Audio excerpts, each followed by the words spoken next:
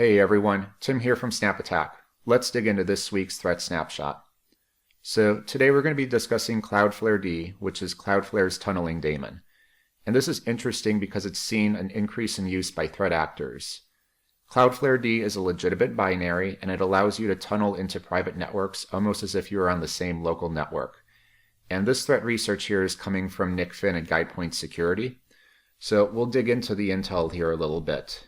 Again, bottom line, they're seeing an increased use of this from threat actors, and there's a couple of use cases that Cloudflare D supports. So one of the most common ones is being able to access specific internal ports. So think about an RDP server or even an SMB server that's not going to be hosted online. If you have access to a machine, you can use Cloudflare D to make very quick use of that to be able to connect to that remotely from your attacker machine. It gets better or worse according to them, and what is a very interesting feature too with Cloudflare D is you can specify a CIDR block, and you can not only reach that individual port, but you could specify the whole range. So imagine if you're on a pen test or red team and you have access to a single machine, with this tunnel, kind of like a SOX proxy, you can access anything in the network. So you can set that up and then you can move laterally. So this enables a lot of advanced attacks through that.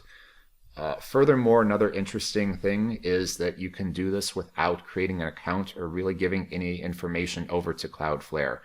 This was meant as probably like a product-led growth or a demo option where you can just install Cloudflare D, give it a tunnel and say, I want to tunnel localhost on a specific port, and it'll open up a DNS name for it and you can connect to it. So very interesting attack vector.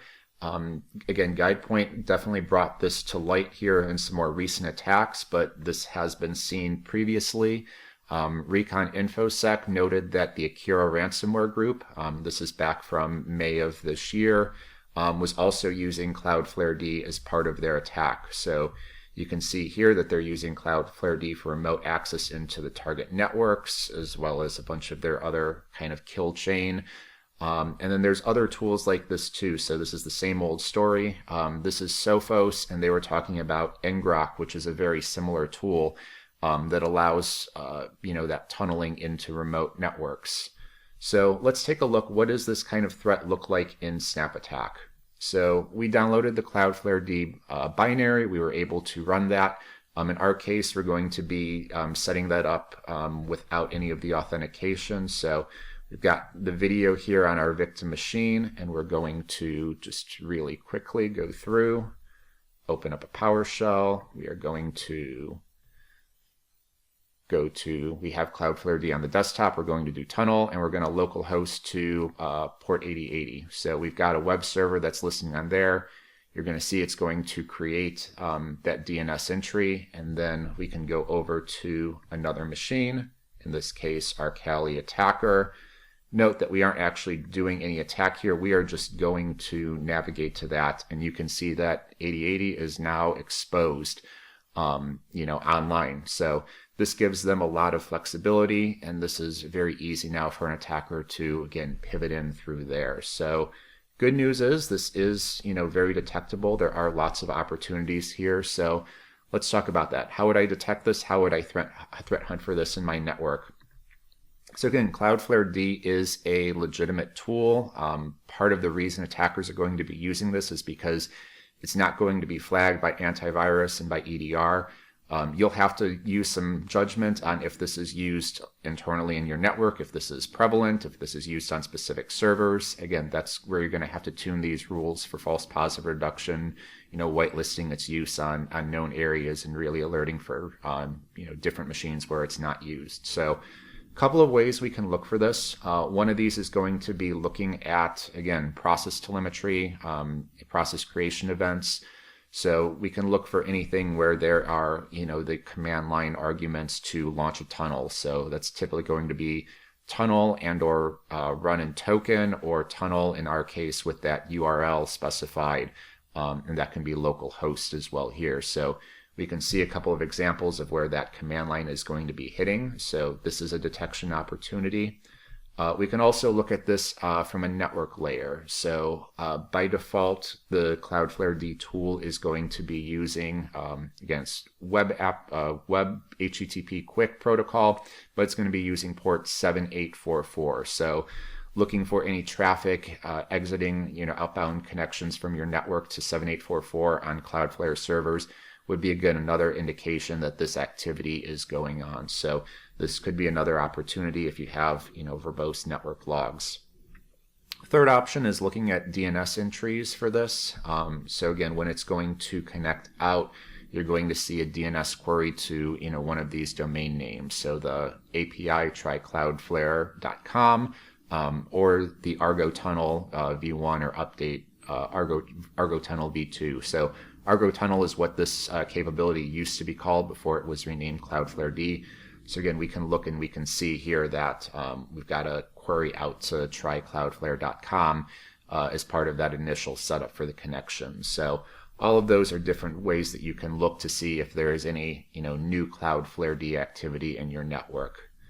There are other rules available. I'll throw out a couple of them from the Sigma community repository. So this one is similarly looking at Cloudflare command line. I will say that it is always important to test your detections, and if you recall, going back to that threat intelligence, there is the opportunity to launch this, again, without providing a token or a credential file. So you can see here that because we don't have that attack captured, we don't have any matching logs here. So if an attacker was using the variant where you don't have an established token, that would not be able to detect that. So this is why we talk about, the importance of testing our detections.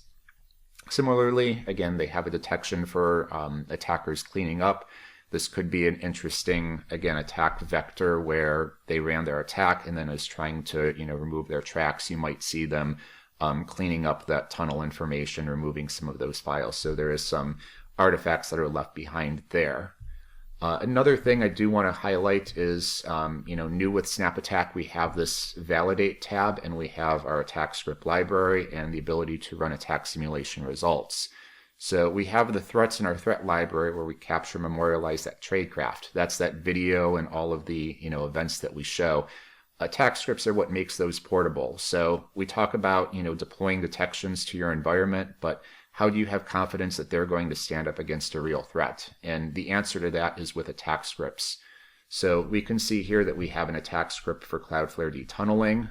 We can see the command line that it's going to run. Under the hood, we've got the attack as code, the YAML that is going to be running this. We know the detections and the threats that are going to hit. And very easily here, I can come over, I can launch an attack simulation, I can find my machine, and then I can go ahead and I can launch this attack. So I have a virtual machine up and running. This is actually one of them in our cloud range, and you can see here that this has already been tasked. It is going to download the Cloudflare D agent. It's going to install and run that connection.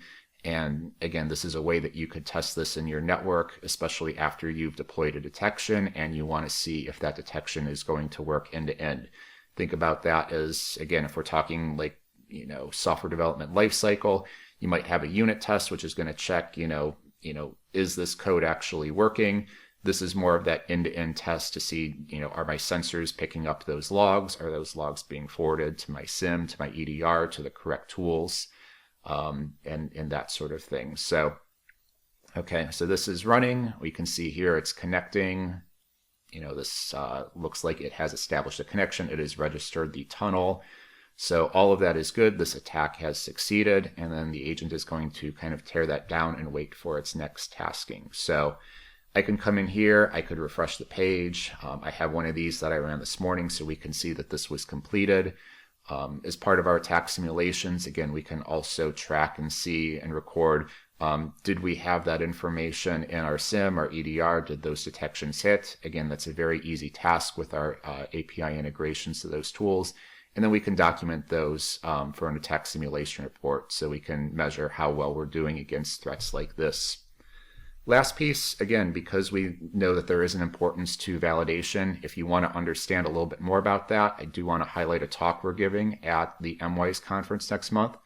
So it is continuous validation, trusting your detections even when they don't fire. And we're going to be talking about how you can use this sort of approach to validating your detections to make sure that you can stand up against threats. So that's our snapshot for this week. It's a weekly series. Like, subscribe, and we'll see you next time.